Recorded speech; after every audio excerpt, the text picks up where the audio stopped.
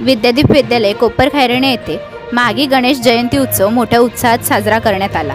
शाळेच्या मुख्याध्यापिका सौ नेहा गवळी मॅडम आणि शिक्षकांनी गणेश जयंतीचे महत्त्व सांगून विद्यार्थ्यांना धार्मिक आणि सांस्कृतिक परंपरांचे महत्त्व पटवून दिले। संपूर्ण विद्यालयात भक्तिमय वातावरण निर्माण झाले होते। या उत्सवाने विद्यार्थ्यांमध्ये गणेश भक्तीबरोबरच एकात्मतेची भावना जागृत केली। कार्यक्रम यशस्वी करण्यासाठी शिक्षक, विद्यार्थी आणि पालकांनी मोठ्या प्रमाणात सहकार्य केले। नमस्कार, जगदीप मुंबईमध्ये तुमचं सगळ्यांचं स्वागत। मी तुमचा झुळक। तर आज आपण विद्यादीप विद्यालय या ठिकाणी आलो आहे। कोपरखैरणे अशा ठिकाणी ही सुंदर शाळा आहे, ज्या शाळेत गेले 3 वर्ष मागील गणेश जयंती उत्सव साजरा करण्यात येतो। आपल्यासोबत आहेत त्या शाळेचे अध्यापिका नेहा गवळी मॅडम। तर मॅडम नमस्कार, जगदीप मुंबईमध्ये तुमचं स्वागत। गेले 3 वर्ष सातत्याने मागील गणेश उत्सव साजरा करतो आपण आपल्या शाळेच्या माध्यमातून। सगळ्या विद्यार्थ्यांना एकत्र घेऊन असं साजरा करताना काय वाटतं? खूपच आनंद होतो। पहिल्यांदा सर्वप्रथम सर्वांना गणेश जयंतीच्या हार्दिक शुभेच्छा। गणेश जयंती म्हणल्याने सर्वांचाच बाप्पा आहे, ते लहान मुलांपासून ते वृद्धांपर्यंत सगळ्यांचाच लाडका आहे। आणि आमच्या मुलांना खूप आवड गणपतीची। गगनगिरी महाराज, आबानंदगिरी महाराज आमचे शाळेमध्ये जास्तीत जास्त आध्यात्मिक मार्गावर आम्ही भर देतो। त्यामध्ये संस्कार काय असतात, आपले संस्कार झाले पाहिजे, काय असतात हे सगळं समजलं पाहिजे। म्हणजे एक दिवस सेवा करणं काय असतं हे समजलं पाहिजे। त्यासाठी आम्ही एक दिवसाच्या जयंतीनिमित्त एक दिवसाचा मागी गणपती बसवतो। एक शिक्षक म्हणून आजच्या दिवसाविषयी जे आमचे प्रेक्षक आहेत त्यांना काय सांगाल? सर्वांना हार्दिक शुभेच्छा सांगेन। आणि असंच बाप्पावर जे आराध्य देवता आहे आपली, त्याच्यावर खूप खूप प्रेम करा। कारण आता कलियुग चालू आहे आणि कलियुगामध्ये आध्यात्मिक मार्गामध्ये जेवढं तुम्ही जाल आणि आपल्या श्वासावर जेवढं लक्ष द्याल तेवढं जास्तीत जास्त चांगलं आहे। आणि प्रेक्षकांना सांगेन की योगा करा, व्यायाम करा, जास्तीत जास्त आध्यात्मिक मार्गात जावा आणि नामस्मरण करा। नामस्मरण करत असताना ध्यानधारणा ही सर्वात महत्त्वाचं आहे। आपण फक्त व्यायाम नुसतं उठाबशी किंवा धांगड निघण्यासारखं नाचतो, त्याच्यापेक्षा एका जागेला शांत बसा, श्वासावर लक्ष द्या।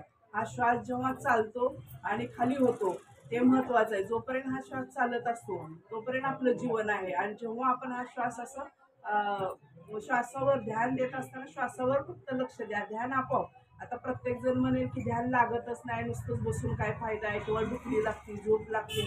तुम्ही जेव्हा झोप लागेल किंवा हे दुसरीकडे काही न विचार करता फक्त श्वास माझा कुठंपर्यंत गेला, वर खाली कुठंपर्यंत आला, सोडताना गरम लागतो का थंड लागतो, अशा पद्धतीने जेव्हा तुम्ही बघाल त्या श्वासाकडे तेव्हा ते आपोआप ध्यान लागायला सुरुवात होते। हे जे मोठं रहस्य आहे आपल्या आध्यात्मिक मार्गातलं किंवा सनातन धर्माचं, हे कुणीच आपल्याला सांगत नाही। कारण आपल्याला गुलाम बनवायचं आहे म्हणून शिक्षण पद्धती शाळेतून काढून टाकल्या। शाळेच्या सगळ्या व्यवस्था बदलल्या। आधी ही शिक्षण पद्धती नव्हतीच, त्या इंग्रजांनी बाहेरच्या लोकांनी आणल्या आणि आपण त्याचाच मार्ग अवलंबतो। पण आपण आता शिकवलं पाहिजे विद्यार्थ्यांना की ध्यान म्हणजे काय। कारण जीवन आहे तर सगळं आहे, आरोग्य आहे तर सगळं आहे। आणि आरोग्य मिळवण्यासाठी आपल्याला ध्यानधारणा हे करावीच लागते। बुद्धी वाढवण्यासाठी सुद्धा ध्यानधारणा सगळे आहे। आणि आध्यात्मिक मार्गात माणूस व्यवस्थित गेलाच पाहिजे। आज पाहुणे म्हणून तुम्ही या शाळेत आला, तर विद्यार्थ्यांना काय मार्गदर्शन करताय आणि आजच्या सणाविषयी काय सांगता?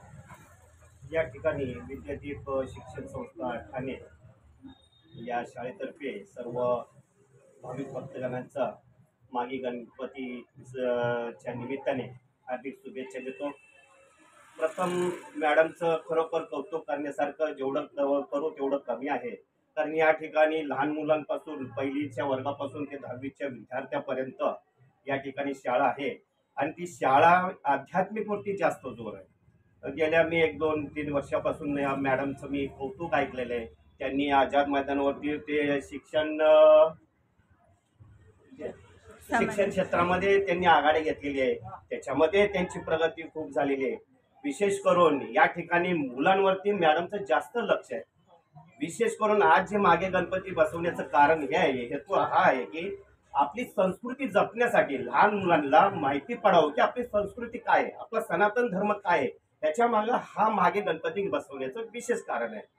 जेणेकरून लहान मुलांना कळावं की बाबा आपलं गणपती बाप्पा आहे, आपले देव आहे, देवाची पूजा कशी करावी, नामस्मरण कसं करावं. आणि हे जेव्हा नामस्मरण करतो त्यावेळेस आपले आई वडील यांची सेवा कशी करावी, आपले मुख्याध्यापक आहेत, आपले सर आहेत, सरांचं कसं ऐकावं, आपले पहिले आई पिता गुरु, नंतर आपले प्रिन्सिपल सर गुरु, आणि त्यानंतर आध्यात्मिक गुरु. आध्यात्मिक गुरु आई पहिलं बोटाला धरून चालवते, शिक्षक त्याला ज्ञान देतं, आणि आध्यात्मिक गुरु त्याची या जन्मातून त्याची सोडवणूक करतात, म्हणजे मोक्ष प्राप्त करतात. म्हणून आध्यात्मिक गुरु श्रेष्ठ आहे. हे 3 गुरु जीवनामध्ये मुलांना मिळावे या हेतूने या मॅडमनी, गवळी मॅडमनी या ठिकाणी माघे गणपती उत्सव साजरा केलेला आहे. याबद्दल मी तुमच्या चॅनलचं धन्यवाद, खूप खूप आभारी आहे. जय गगनगिरी. खूप सुंदर अशा पद्धतीने प्रतिक्रिया दिल्यात मुख्याध्यापक मॅडमनी आणि प्रमुख पाहुणे जे आपल्या शाळेत आले त्यांनी. सर्वांना मागे गणेश उत्सव निमित्त हार्दिक शुभेच्छा. धन्यवाद.